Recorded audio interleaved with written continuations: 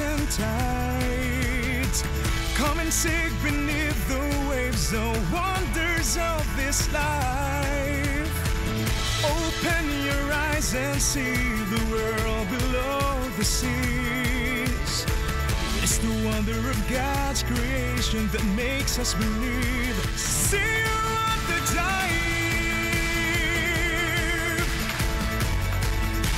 See you at the dive. See you at the dive. See you at the dive.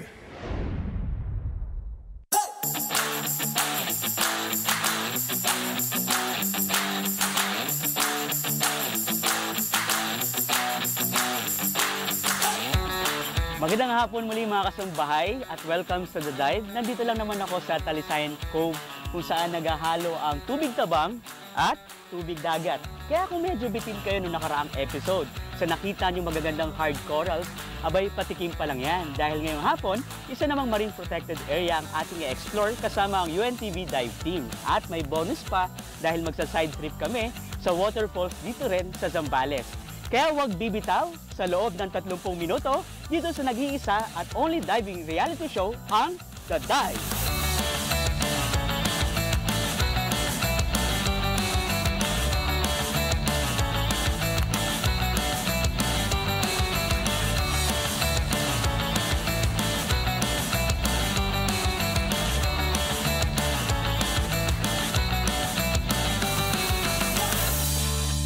Sa pangalawang araw namin ng dive exploration ng UNTV, papunta kami ngayong Capones Island. Mga ilang minuto lang naman galing sa Talisayan Cove. Kaya lahat ay ready na. Tara!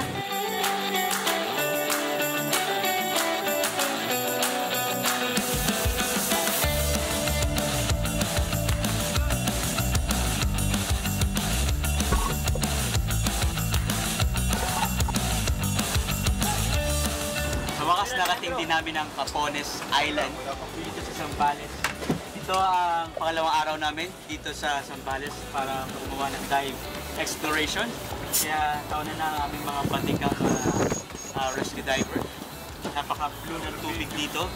Kaya sabihin napakaganda ng visibility.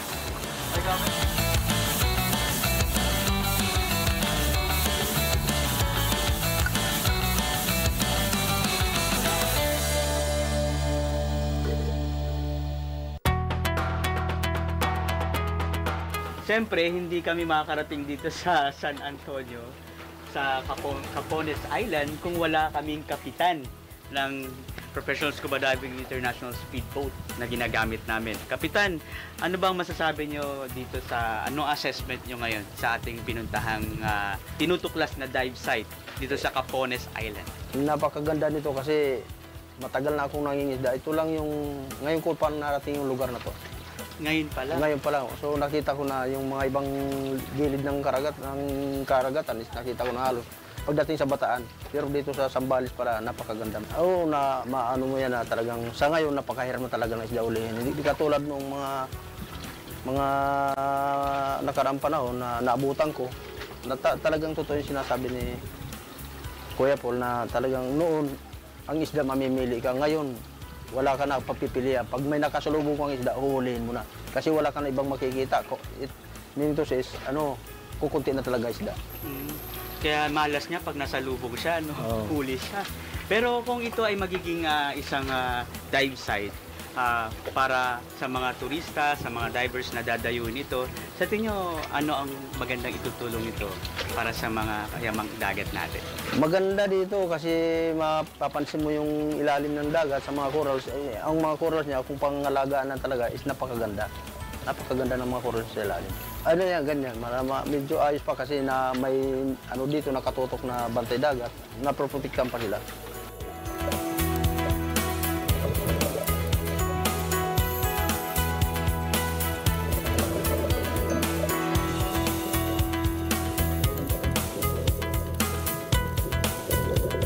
Samantalay naman natin, bukod sa diving, patok din to sa snorkeling. Siyempre, ang gamit kong pangyapak ay ang tawag nga dito, tadyak. tawag dito ay yapak. Ito gamit ng mga may isda. Nangiram lang din ako.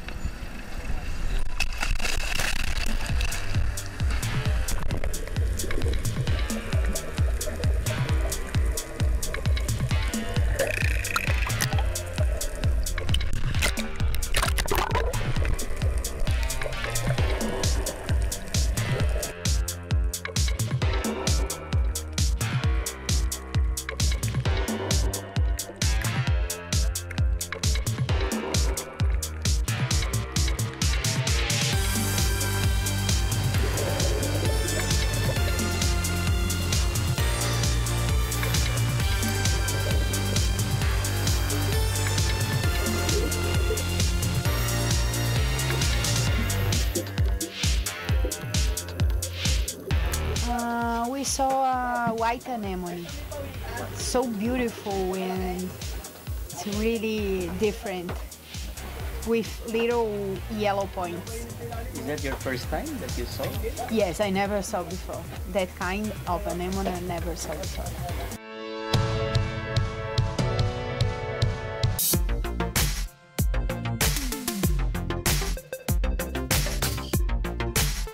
Gabby, how was your dive here as we do our exploration? I love this diving. It's really colorful and there are many life little fishes like a garden. Like a garden? Like a garden, like billions butterflies. Oh, there are many butterfly fish. Yes, there are many butterfly fishes and many little fishes, colorful fish. What was the special sea anemone that you saw? We saw a white anemone. So beautiful and it's really different with little yellow points. Is that your first time that you saw? Yes, I never saw before. That kind of anemone I never saw before.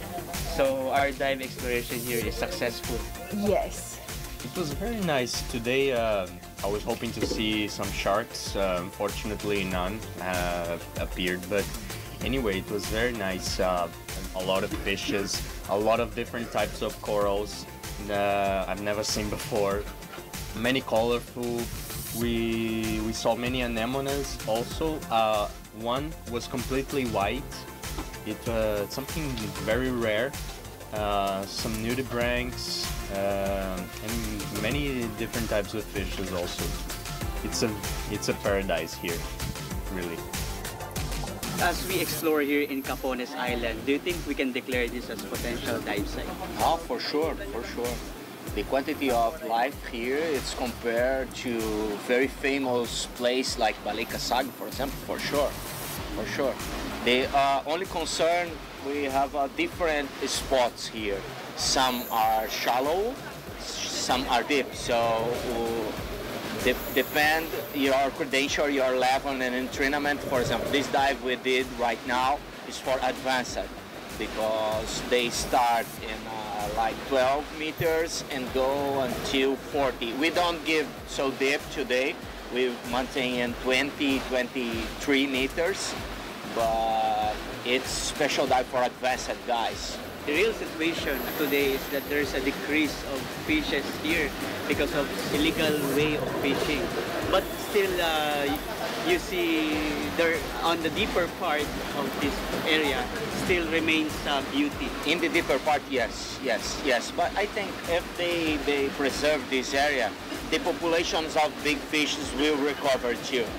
It's just something the government pay attention in that, because these guys, they can win much more money, bring some tourists to see, because the tourists in diving, for example, they don't release nothing from the dive site, just photos. So it's a very good money for these poor populations. I think the future here will be the guys exchange professions. They transform fisher divers and dive master and guides. How do you feel to see these wonders with the UNTV dive? Yeah, I'm feel very happy to be part of this team, because one of our advocacy is show to the people how beautiful is the ocean here in Philippines, because just the people who knows preserve. If the people don't know, they don't care about. So it's very nice to be part of these things, showing things for the people and create something, put some seeds in your hearts to preserve these beautiful, these wonder creations of God.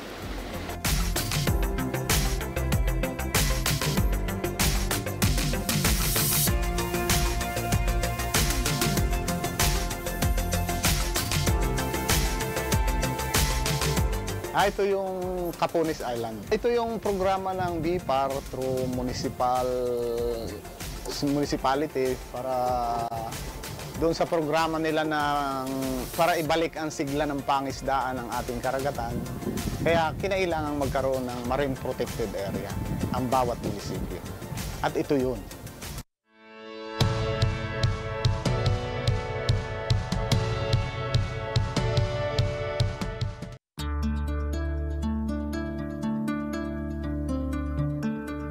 Ito yung Capones Island. Ito yung programa ng BIPAR through municipality para doon sa programa nila para ibalik ang sigla ng pangisdaan ng ating karagatan. Kaya kinailangan magkaroon ng marine protected area ang bawat munisipyo. At ito yun. Actually, yun talaga ang purpose noon para kahit na papaano may materang pangitlugan ng isda para makapagparami at para kumalat sa ibang bahagi ng karagatan na hindi siya marine protected talaga. Yun, pangisdaan. Para sa ganun, makarecover yung ating naghihikahos na karagatan sa number ng isda na nahuhuli ng mga mangingisda. Karamihan dito yung mga nanangingitlog, yung mga isdang bato, kung ano-ano na lang na kung isda na matatagpuan dito sa area. Dito sila mangingitlog at pagka nagpapalaki na sila na yung kakalat sa ibang lugar para sa ganon mayroong mahuli-uli yung mga mangingisda. Kasi kung walang marine protected area, wala na yung panggagalingan, tuluyan na talagang hihina ang panghuhuli ng mga mangingisda, lalo na yung mga maliliit na mangingisda. Ang purpose lang naman ng mga diver natin ay para makita yung mga coral reef na magaganda para na yun ay tuluyan na ring nawawala at hindi na po protektahan. Kaya sa mga divers, magiging maganda itong lugar kasi mapapangalagaan yung kagandahan ng mga corals dito.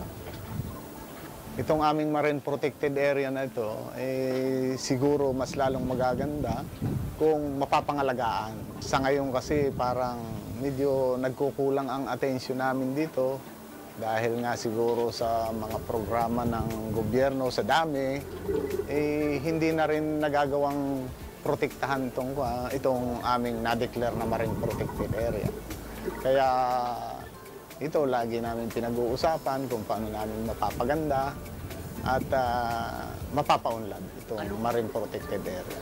Nai-organize namin yung grupo na dapat mangangalaga. Bilang chairman ako ng Municipal Fisheries and Aquatic Resources. Ang unang-unang magawa namin dito, magkaroon ng Municipal Water Management Plan na dapat gagawin ng mga taga-municipal agriculture sa pakikipagtulungan namin at kung paano ito mapangangalagaan.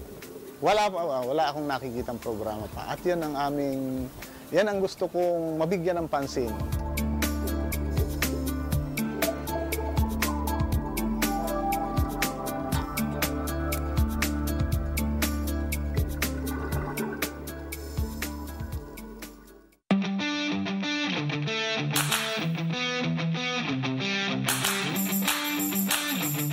Papunta kami ngayon sa Talisayan Falls.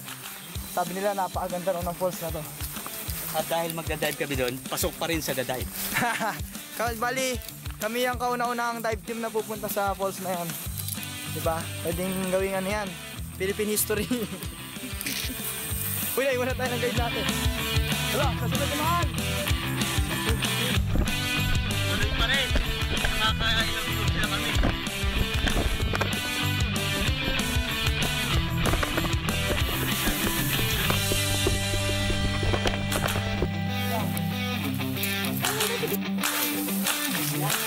Nawawa kami na forager.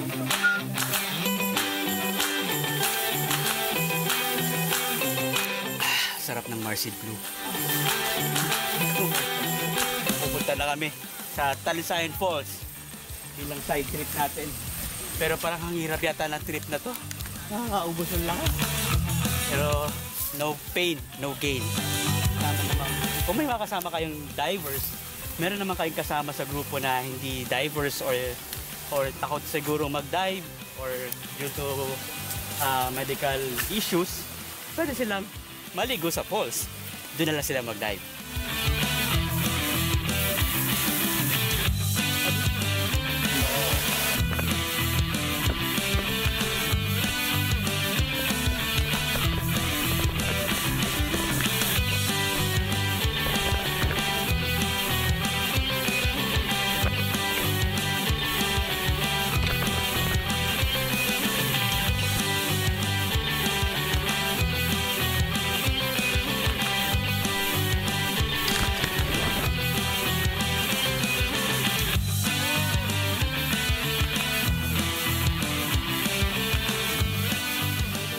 Gusto man namin pahabain pa, subalit talagang 30 minutes lang muna ito dahil napakarami talagang magagandang pwede pang madiskubre dito sa Talisayan Cove ng Zambales. Pagkatapos natin mapuntahan ang Capones Island at siyempre ang aming side trip, bagamat mahabang trek yun, pero sulit naman dahil nakikita ang napaka-preskong paliguan. Kaya samahan niyo muli kami sa susunod na episode ng The Dive. It's the wonder of God's creation that makes you believe. Pinasasalamatan din namin ang Miriam Diagnostic Center sa Palit, Pampanga, ang MindLab, ang Vitmeg, Body Light at ang Novelita. Hanggang sa susunod na Sabado, 5:30 to 6 p.m. dito sa The Dive! It's the wonder of God's creation that makes us believe. See you at The Dive. See you at The Dive. See you at The Dive. See you at The Dive. See you at The Dive.